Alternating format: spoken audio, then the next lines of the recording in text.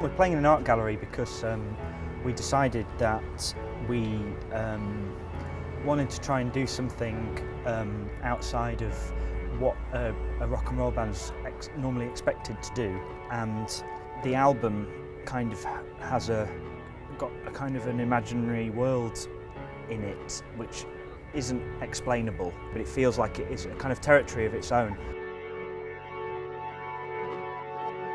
In this kind of hyper-connected reality that we seem to be living in, where a lot of social and political and questions are being asked via the internet, or how is making an album relevant to that? Doing the installation here is hopefully a way of being part of a gathering of people, or at least just affecting people as they go by via Tramlines. Putting people in the noise instead of just broadcasting it at them or them listening to it. Yes.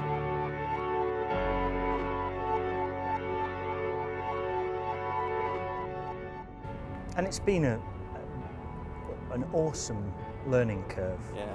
Well, more of a learning cliff.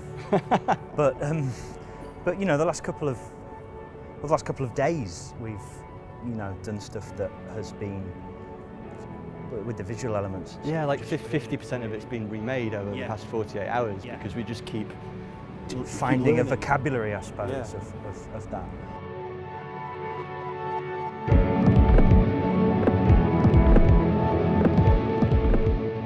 For the past couple of years we've participated in Tramlines Festival. It's an amazing event, the whole city pulls together. You can see different types of live music, all different scales of venue all across the city, and it's something we really wanted to be part of again in 2013. Tramlines is obviously primarily a music festival, and we're an art gallery, but we're really interested in the kind of crossover between art and music, and that's something that we've explored in the past couple of years, and we really want to carry on doing this year and in the future. And the festival got really behind it, and it's now a kind of an integral part of the overall Tramlines programme.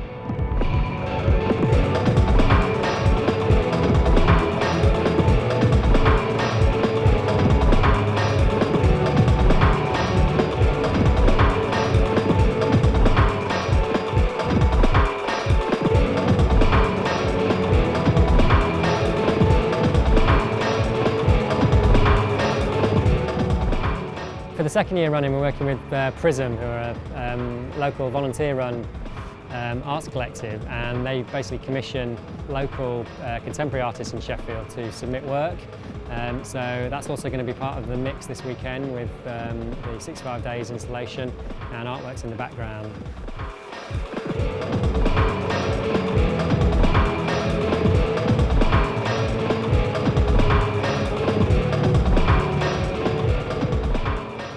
The Sleepwalk City idea was that rather than to be preachy or to overly earnest, we would create a space that hopefully the juxtaposition of the image and the sound and the intensity of the way the sound moves through the space hopefully means that any individual or group or as a group in the space will ask questions.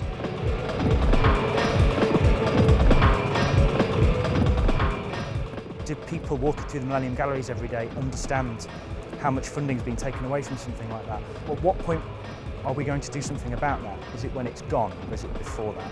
And so it's a question for everybody, including ourselves, of when do we try and alter those things. Well, it's our first time doing anything like this, and we started, the small bit of advice we got was to sort of find out your parameters and environment. Don't get too carried away with the big ideas until you know the space that you can put it in.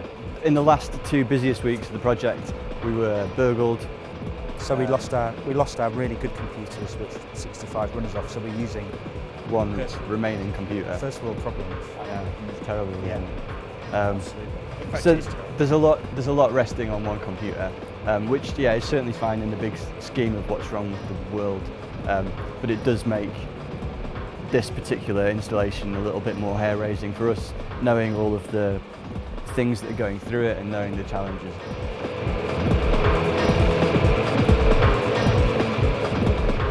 If it fails, I won't stand by this statement. If we pull it off, then those things will be part of what made it what it is. And so many of 65's adventures, endeavours, and the things that we probably call our achievements have had, for some reason, enormous amounts of extracurricular trouble attached to them for reasons that we don't know why.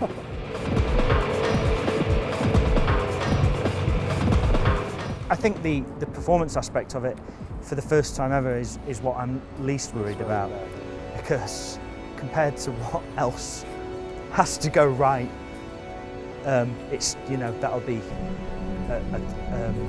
easy.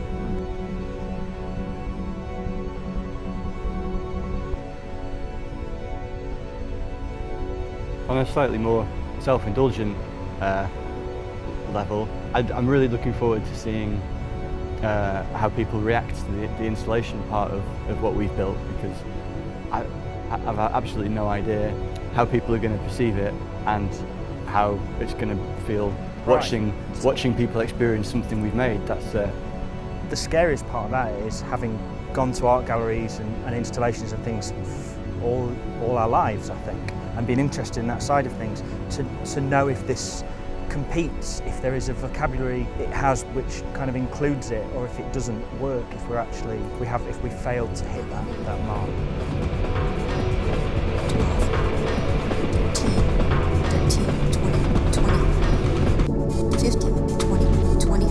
37.5. No one knows what is happening. 48 days of radio silence. 50. No one knows what is 50.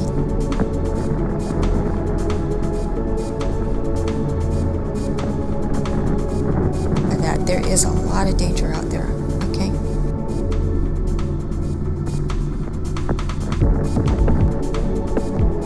Days of radio silence.